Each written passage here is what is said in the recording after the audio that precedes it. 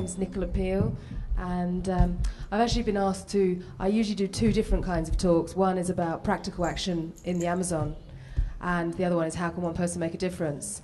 And they've asked me to tie up the work that I do in the Amazon with this talk about ethical consumerism. So I'm going to rush through this slideshow, which is practical action, and shows how one person who started these projects and taught me about them, how these small things have been able to make such a change. So I started working in the Amazon 10 years ago, and I went down because of the oil spills down there. I started off, I was asked by 5 environmental groups to film the endangered pink river dolphins, and this is where I lived. Can you see that picture? It's really light, but lightish picture. Anyway, so these are the size of some of the trees down there, and they were wanting to drill for oil. So I spent 6 months out there with this little boat looking for these endangered river dolphins so that we could stop the oil companies going into this lagoon. So these are some of the pictures of the rivers that are running black down in the Amazon from the oil spills. The worst oil spills on the planet are now in the Amazon, which most people don't know about. What happened just in the Gulf is really just a drop in the ocean compared to what Texaco and others have left behind, but predominantly Texaco. So unfortunately, over the last 10 years, I've seen a lot of rivers running black from oil, and Texaco left these 1,000 waste pits, which they never lined. And when they built these waste pits, they actually designed them next to streams and rivers so that the oil would just overflow and then just go into the streams and be passed into the river, which would, because this is in the headwaters of the Amazon, obviously it's affected all the way through to Brazil, out to the Atlantic Ocean. So it's about 30 times the amount of crude oil as in the Exxon Valdez disaster. So we're talking massive, massive amounts of crude that has been left behind. And say Texaco have left these 1,000 waste pits. The pits are filled with hydrocarbons, petroleum, heavy metals, and radioactive substances. And because the pits are not lined, they've been seeping down into the groundwater and coming up in people's rivers and what they're drinking from. So it was shocking to see that, how bad it was. So seeing the problem with oil down there, it was like, okay, well, what can we do? Is there any way we can make a difference here? Paul Stamets's work, How Mushrooms Can Save the World, talks about how mushrooms are able to break down oil. So I founded the Amazon Micro Renewal Project, and we got together a group of scientists to come to the Amazon and see if it was possible to actually break down these oil spills using mushrooms. So we got this, a group of scientists, a geologist, a mycologist, a biologist, a professor of UC Berkeley came together, and we've been growing mycelium in keto on crude oil, which we've been bringing up and testing at the sites. So we get the oil from the pits and have been showing tests. So we've also had volunteers coming which have been able to, help and watch this process. So in these boxes, what we've got is the mushroom that we're using is Pleurotus austriatus, oyster mushrooms. And in all the boxes, what we're doing is we're looking at different substrates which would be most effective in that area. Because obviously you don't want to be introducing a not native mushroom, and we're looking into whether it's best to use what's local there, coconut fibre, sugarcane, bamboo, straw. So when we first put these in the boxes, they're layered with oil, with mycelium in the sawdust, and you can see after weeks the mushrooms start to grow. And what's actually happening is that the mushrooms create an enzyme, and that enzyme washes down into the oil, and at a molecular level it breaks apart hydrogen and carbon, so you no longer have bonded hydrocarbon. So once that chain has been broken, the oil is broken down. If it was just oil, the people could actually eat the mushrooms after it had remediated the land. But because we have heavy metals and radioactive substances also in the water and the ground, what's happening is that's being absorbed up into the fruiting body of the mushroom, so we're left with these mushrooms which are highly contaminated with heavy metals.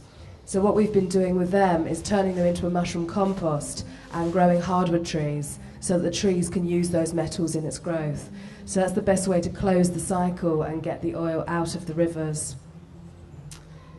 So this has been, over the last 5 years, we've been working on different tests with the mushrooms and moving to different places to see. Unfortunately, we tried to start working in a pit, but once there's been an oil spill, it then becomes the right of the oil company. So we were no longer allowed to work there. So we've just been doing tests to prove that in this ecosystem that this method can work. With the case that has been going on, it's the largest environmental lawsuit in the history of this planet, which is Chevron Texaco against 30,000 indigenous people. And we really desperately need to remediate this land. I work in villages where 80% of the people have cancer now because they've always drunk the river water, and that's what they're continuing to do. So Texaco has now been ordered to pay out $8.6 billion to start cleaning this mess up. But it'll be many years before we actually see that. So the types of remediation that they've been using so far have been bacterial remediation, which is so effective, but not really. I speak to farmers whose land is supposedly remediated, and they'll tell you that the corn gets to a few inches and then starts to die. So that's not what you would call remediated land. So we need to find another method of remediation which is more effective. And in the States, Paul Stamets, they did some work with the Department of Transport. The Department of Transport in Washington had a spill on their site, and they used that chance to look at different kinds of remediation on this oil spill. So they used chemical remediation, bioremediation, mycoremediation, phytochemical, bacterial remediation. And they found that the mushrooms were the most effective way to clean up this oil spill, 95% effective. So it was documented. However, it's never been put into practice. So we wanted to see if it would actually work in a tropical environment. So we set it up in the Amazon to see, is it possible that we could really start working to remediate these oil spills down here? So over the years, that's what we've been documenting. And yeah, it's amazing when the simplicity of it, that we can have like one big pile which has been layered with the mushrooms, with the sawdust, and another pile which is not, it's the control, it's never had any mushrooms. And you can come back a year later, and when you do a cross-section through it, you see that the one that's not been touched is still layered the same. It's got crude sawdust, and it's still in a pile. A year later, the one that had been remediated with the mushrooms, it had significantly, it was about a third of the size of the other one. And when you cut through it, there was no longer any oil left. You could feel there was no oil, you could smell there was no oil. So visually, you could really clearly see. So it's been great to actually see this and document it, and we're still a way off from being able to start cleaning up these spills, but what we're having to show is scientifically that this method, it's the new technology of the future. And after a few weeks, the smell of oil breaks down, and so animals have been moving into the box. This is a simple test that was done by the local people who are interested. They said, well, what happens if you pour water through these boxes? And if you can see, but the one here on the left is significantly blacker, and it had been poured through the control box, which didn't have any mushrooms in it. It was just, say, the control had sawdust and a crude oil. And the one that had been remediated with the mushrooms was a lot lighter in colour, so you could easily see. But that was like a local people's experiment, which was clear on showing the difference with the mushrooms. This is a crying mushroom. So, these are Cordyceps. I don't know if many people in here know about Cordyceps, but they're a mushroom which infects a host species. So here we've got a butterfly that has been infected by the Cordyceps.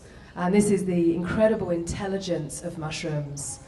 And so what they'll do, there's a great little clip, it was done by the BBC, about the power of the Cordyceps. And so they want to spread themselves around the forest.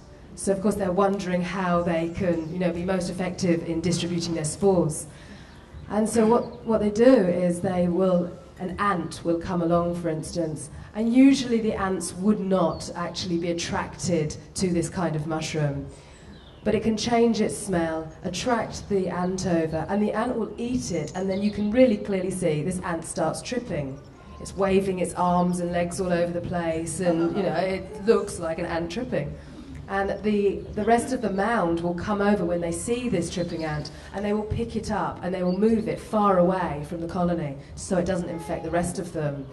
And this ant then gets this overwhelming desire to climb the tallest tree. And the ant just then starts, he's climbing this tree and he's like waving his arms and legs all over the place, gets to the top of the tree, sinks its mandibles in, its teeth into the top, and the mushroom just grows straight out the top of its head. And there it is, the mushroom on the top of the tree. And then it sporulates and the spores go throughout the forest.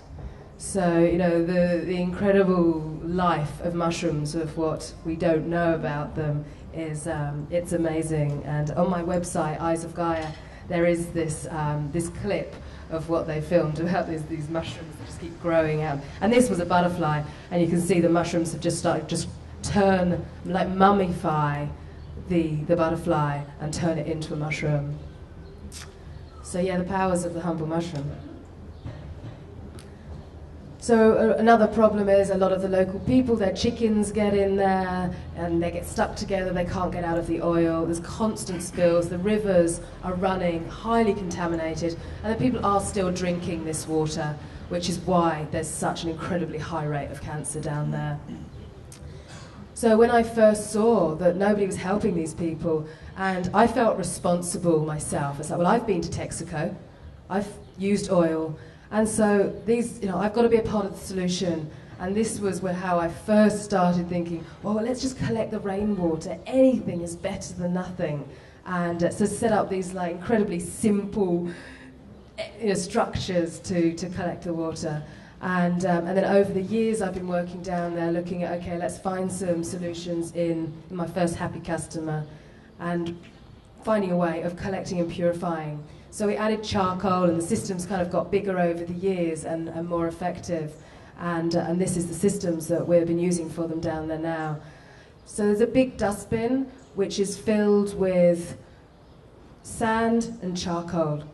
And so what happens is that comes down, you see the top one here, that black bin. The people have to supply the wood, and I work with the communities that want to work together. So they have to mill and bring the wood and build the structure, and then I come in with the gutters and the pipes and the filters and the tanks, and together we build these water systems. So it's been a direct way of being able to help the people there, which are just drinking the water straight out of the streams. This is the last addition that I've added onto this, which is using a first flush. So you can see straight down over his head, that first meter has a tap on it, a little cap, which you can take off, which means that regularly the roof is washed, which is a great idea with any kind of rainwater collection system, is to not collect the first bit of rainwater, because all the dust. And the reason we have to actually filter in the Amazon is because of the gas flares. I mean, the madness is that the whole place is surrounded with the oil infrastructure, and rather than them actually saving the gas, they just burn it. So it's like hell. There's just huge, huge flares everywhere. And the local people will actually, who are needing gas for their cooking purposes, will stand in line all day to fill up their gas tanks, and after waiting all day will be told, no, there's no gas. And all around their town, there are just these huge flares going off. So for that reason, we needed to design, use some kind of filtration. And so to clean the roof on a regular way, it's a great little improvement to not collect that first wash of the rain.